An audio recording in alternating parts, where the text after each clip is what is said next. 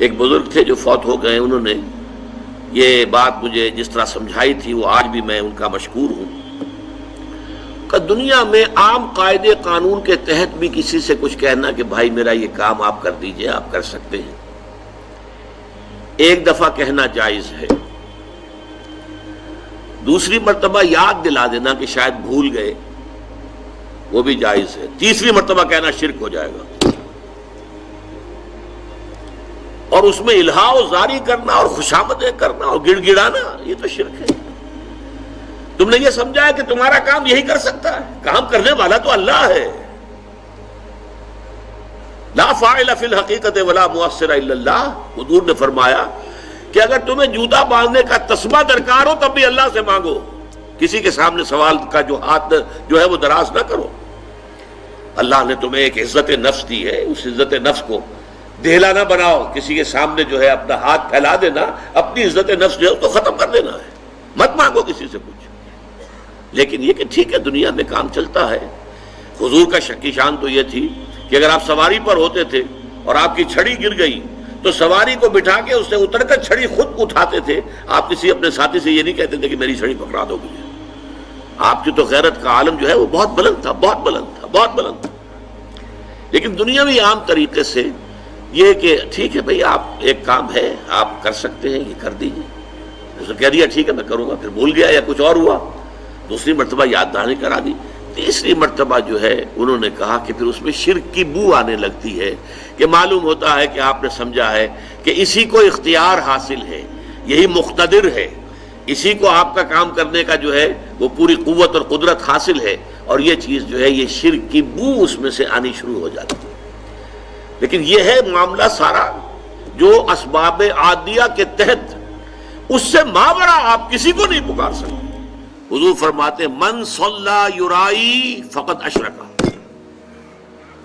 ومن صام یرائی فقد اشرک ومن تصدق یرائی فقد اشرک۔ جو نماز پڑھتا ہے دکھاوے کے لیے وہ شرک کر چکا۔ یہ کر چکا کا ترجمہ کیوں کر رہا ہوں؟ اس لیے کہ فعل مضارع ہو تو اس میں اندیشہ ہوتا ہے کہ کام ہو رہا ہے نہیں ہو رہا ہے، پورا ہوتا ہے نہیں ہوتا ہے۔ کر چکا، کوئی شک ہی نہیں، وہ اس شرک کا ارتکاب کر چکا۔ یہ جو انگریزی میں present perfect tense, I have done it, he has done it, یہ وہ ہے قد اشرکا، وہ شرک کر چکا، شرک میں ملوث ہو چکا۔ جس نے دکھاوے کے لیے نماز پڑھی، جس نے دکھاوے کے لیے روزہ رکھا، اس نے شرک کیا، وہ شرک کر چکا۔ جس نے دکھاوے کے لیے صدقہ کیا وہ شرک کر چکا۔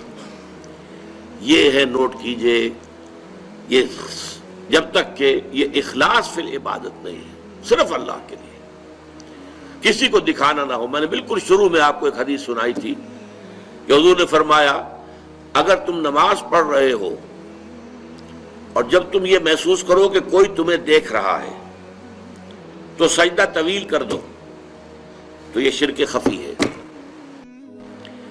آپ نماز پڑھ رہے تھے اپنے مگن، فرض کیجئے آپ کا سجدہ جو ہے 10 سیکنڈ کا تھا، لیکن آپ کو محسوس ہوا کوئی آپ کو دیکھ رہا ہے، someone is watching you۔ اب آپ نے جو ہے وہ سجدہ 15 سیکنڈ کا کر دیا۔ اس ایک سجدے کے 2 مسجود ہو گئے۔ 10 سیکنڈ کا سجدہ تو آپ نے اللہ کے لیے کیا، یہ باقی 5 سیکنڈ کا سجدہ کس کے لیے کیا؟ جس کو آپ دکھا رہے ہیں، وہ آپ کا مسجود ہے۔ یہ شرک خفی۔ اس لیے ابتدا میں جو میں نے کہا تھا کچھ شرک جلی ہوتے، کچھ شرک خفی ہوتے۔ اس شرک کو کون دیکھے گا؟ یہ تو آپ خود ہی متنبہ ہو جائیں تو ہو جائے، اس کو کوئی اور تو نہ اس کے اوپر حکم لگا سکتا ہے، نہ کوئی فتویٰ لگا سکتا ہے۔